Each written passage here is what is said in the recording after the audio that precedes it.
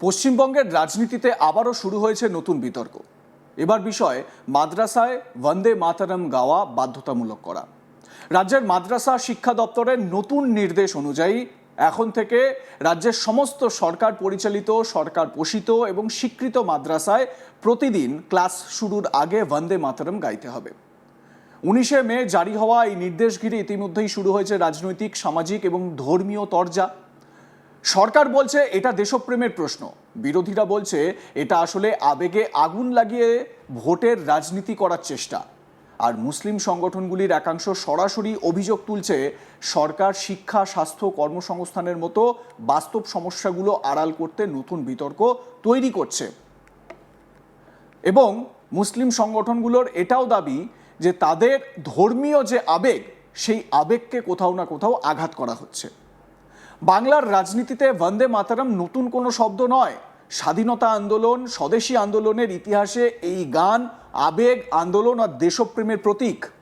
কিন্তু একই সঙ্গে এটাও সত্যি যে এই গানকে কেন্দ্র করে বহু বছর ধরেই বিতর্ক রয়েছে। বিশেষ করে কিছু মুসলিম সংগঠনের অভিযোগ, গানটির নির্দিষ্ট কিছু অংশ তাদের ধর্মীয় বিশ্বাসের সঙ্গে নাকি সংঘাত তৈরি করছে। আর সেই পুরনো বিতর্কই এবার নতুন করে সামনে নিয়ে এলো রাজ্যের বিজেপি সরকার।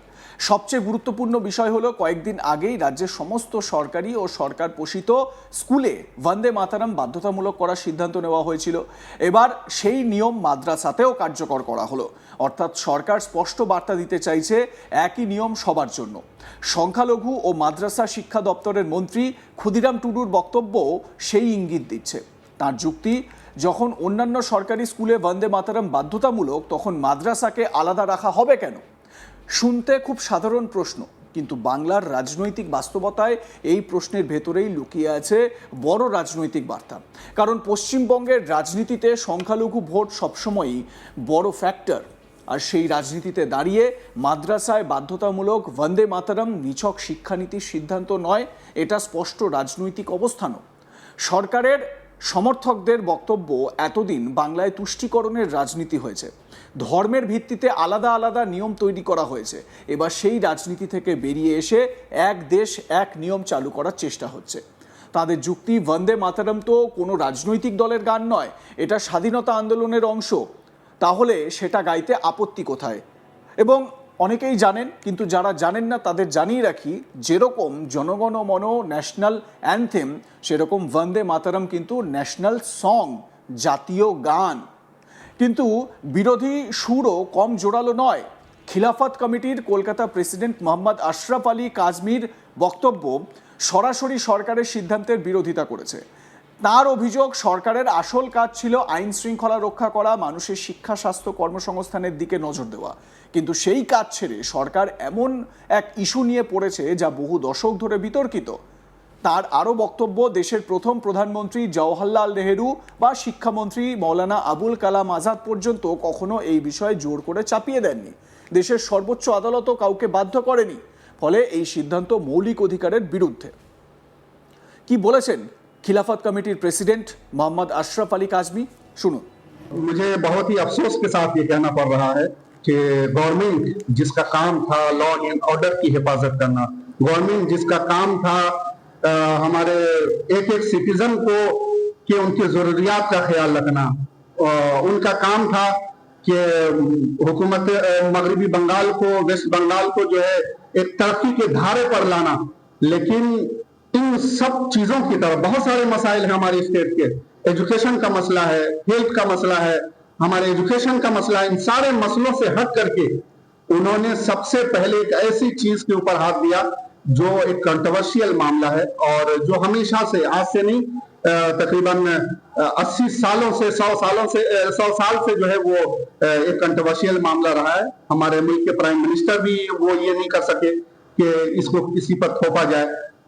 जो पहले प्राइम मिनिस्टर थे पंडित जवाहरलाल नेहरू साहब, एजुकेशन जो मिनिस्टर थे मौलाना अबुल कलाम आजाद साहब, तो इन लोगों ने हमारे ऊपर थोपा नहीं।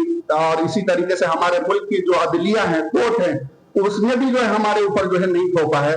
और क्योंकि इसमें हमने शुरू से हमारा ये मौका रहा है कि ये हमारे जो बुनियादी राइट्स हैं, हमारे जो बुनियादी हुकूक हैं, उसमें खुल्लम खुल्ला खिलाफ वर्जी है। हर रिलीजन वाले को हर रिलीजन वाले को जो है ये हक है कि वो अपने मजहब पर अमल करे। আমার সহকর্মী তাপস সেনগুপ্ত এ বিষয়ে তার প্রতিবেদনে কি বলছেন শুনুন। পশ্চিমবঙ্গে বিজেপি সরকার ক্ষমতায় আসার পর একের পর এক নতুন সিদ্ধান্ত নেওয়া হচ্ছে এবং সেই সিদ্ধান্তকে কেন্দ্র করে বেশ কয়েকটি সিদ্ধান্তকে কেন্দ্র করে কিন্তু বিতর্ক সৃষ্টি হয়েছে এবং নতুন করে বিতর্ক দানা বেঁধেছে এমন একটি সিদ্ধান্ত যেখানে পশ্চিমবঙ্গ সরকারের তরফ থেকে বলা হয়েছে যে মাদ্রাসাগুলি যেগুলি রয়েছে সেটা গভর্নমেন্ট এডেড হোক বা আনএডেড হোক সেই মাদ্রাসাগুলিতে বন্দে মাতরম গান বাধ্যতামূলক এবং তারা যখন প্রেয়ার লাইনে দাঁড়াবে সেখানে যেন বাচ্চাদেরকে বন্দে মাতরম গান গাইতে বলা হয় এবং এটা বাধ্যতামূলক করা হলো, এখানে কোনো ছুট দেওয়া হবে না। এর পরবর্তী সময় থেকেই আমরা দেখছি যে একটা বিতর্কের ডানা বেঁধেছে। বিভিন্ন সময় কিন্তু মুসলমান ধর্মাবলম্বী যেসব সংগঠন রয়েছে সেই সব সংগঠনের তরফ থেকে বক্তব্য রাখা হচ্ছে। এমনকি আজ তাক বাংলার সাথে একান্ত সাক্ষাৎকারে খিলাফত কমিটির তরফ থেকেও বলা হয়েছে যে তারা কোনোভাবেই এই সিদ্ধান্তকে মেনে নেবেন না এবং এই সিদ্ধান্তের বিরোধিতা করে তারা প্রয়োজন পড়লে রাস্তায় নামবেন। তারা শুভেন্দু অধিকারী মুখ্যমন্ত্রীকে চিঠি লিখবেন, মুখ্য সচিবকে চিঠি লিখবেন এবং তাতেও যদি সুরাহা না হয় সেক্ষেত্রে আদালতের দ্বারস্থ হতেও কিন্তু তারা পিছুপা হবেন না। তাদের বক্তব্য যে এই ধরনের সিদ্ধান্ত নিয়ে কোনো একটি ধর্মকে পার্টিকুলারলি টার্গেট করার একটা চেষ্টা করা হচ্ছে এবং সেই চেষ্টাকে ব্যর্থ করতে হবে। তারা চাইবেন যে সরকার সবার কথা বিবেচনা করুক এবং তারা বলছেন যে এই ধরনের সিদ্ধান্ত মাদ্রাসাগুলির ওপর চাপিয়ে দেওয়া হচ্ছে মুসলমান ধর্মাবলম্বী মানুষদের ভাবাবেগকে কোথাও না কোথাও ইম্প্যাক্ট করছে এবং তাদের সেই ভাবাবেগের বিরুদ্ধে গিয়ে এই ধরনের সিদ্ধান্ত নেওয়া হচ্ছে এবং সেই সিদ্ধান্তকে তারা কোনোভাবে মেনে নেবেন না। তবে সরকারি সূত্রে যা খবর যে এর আগেই ইতিমধ্যে স্কুল কলেজ এবং অন্যান্য যেসব প্রতিষ্ঠান রয়েছে শিক্ষা প্রতিষ্ঠান রয়েছে সেই সব শিক্ষা প্রতিষ্ঠানগুলো কাছে কিন্তু এই নোটিফিকেশন গত সপ্তাহতেই পৌঁছে গিয়েছিল।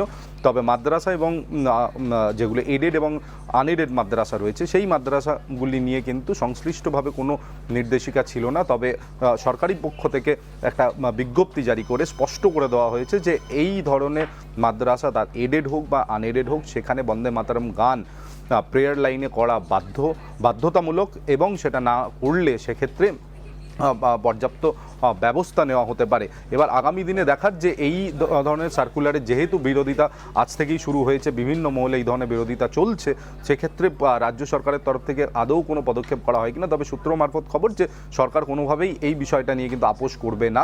গোটা দেশেতে যেহেতু প্রযোজ্য হয়েছে, পশ্চিমবঙ্গে ছিল না, পশ্চিমবঙ্গে এটা কার্যকরী করার দায়িত্ব ছিল রাজ্য সরকারের এবং পূর্বতন সরকারের তরফ থেকে এই নিয়ে কোনো সিদ্ধান্ত নেওয়া হয়নি এবং একটা ইউনিফর্মিটি মেনটেন করার জন্য এই সিদ্ধান্ত নেওয়া হয়েছে। সেখানে মাদ্রাসা হোক, স্কুল হোক, বাংলা মিডিয়াম, ইংরাজি মাধ্যম স্কুল হোক, সেই সব এডুকেশনাল ইনস্টিটিউট বা শিক্ষা প্রতিষ্ঠানগুলির মধ্যে একটা প্যারিটি, একটা ইউনিফর্মিটি আনার জন্যেই কিন্তু এই সিদ্ধান্ত নেওয়া হয়েছে। এবং যে গান নিয়ে এত বিতর্ক শুরুর দিকে হয়েছিল, রাজনৈতিক বিতর্ক হয়েছিল, অবশেষে সেই গানকে কিন্তু অফিসিয়ালি বিভিন্ন শিক্ষা প্রতিষ্ঠানে গাওয়ার জন্য নির্দেশিকা এর আগেই বেরিয়েছিল।